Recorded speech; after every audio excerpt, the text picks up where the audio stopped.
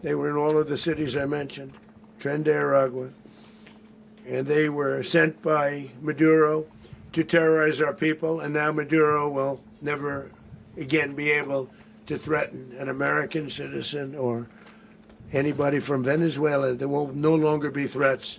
For years I've highlighted the stories of those innocent Americans whose lives were so heartlessly robbed by this Venezuelan terrorist organization. Really one of the worst. One of the worst, they say the worst. Americans like 12-year-old Jocelyn Nungaray from Houston. Beautiful Jocelyn Nungaray, what happened to her? They, as you know, they kidnapped, assaulted, and murdered by Tren de Aragua animals. They murdered Jocelyn and left her dead under the bridge. There was a bridge that will never be the same to so many people after seeing what happened.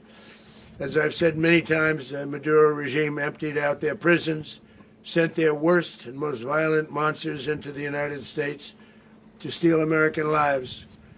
And they came from mental institutions and insane asylums. They came from prisons and jails. The reason I say both, they sound similar. Actually, prisons a little bit more hostile, a little bit tougher. A mental institution isn't as tough as an insane asylum, but we got them both. They sent from their mental institutions. They sent from their jails, prisons. They were drug dealers. They were drug kingpins. They sent everybody bad into the United States, but no longer. And we have now a border where nobody gets through. In addition, Venezuela unilaterally seized and stole American oil, American assets, and American platforms, costing us billions and billions of dollars.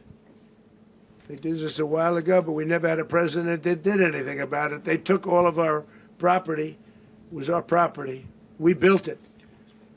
And we never had a president that decided to do anything about it. Instead, they fought wars that were 10,000 miles away. We built Venezuela oil industry with American talent, drive, and skill, and the socialist regime stole it from us during those previous administrations, and they stole it through force. This constituted one of the largest thefts of American property in the history of our country. Considered the largest theft of property in the history of our country. Massive oil infrastructure was taken like we were babies, and we didn't do anything about it. I would have done something about it. America will never allow foreign powers to rob our people or drive us back into and out of our own hemisphere. That's what they did. Furthermore, under the now deposed dictator Maduro, Venezuela was increasingly hosting foreign adversaries in our region and acquiring menacing offensive weapons that could threaten U.S. interests and lives. And they used those weapons last night. Potentially in league with the cartels operating along our border. All of these actions were in gross violation of the core principles of American foreign policy, dating back more than 2 centuries. And not anymore.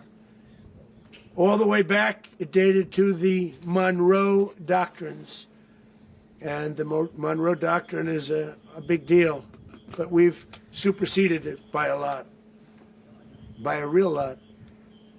They now call it the Monroe Document. I don't know.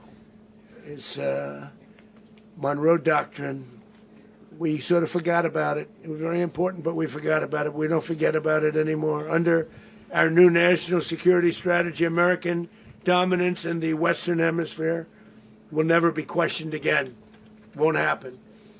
So just in concluding, for decades, other administrations have neglected or even contributed to these growing security threats in the Western Hemisphere. Under the Trump administration, we are reasserting American power in a very powerful way in our home region. And our home region is very different than it was just a short while ago. The future will be, and we did this in my first term. We had great dominance in my first term, and we have far greater dominance right now. Everyone's coming back to us. The future will be determined by the ability to protect commerce and territory and resources that are core to national security. These are core to our national security.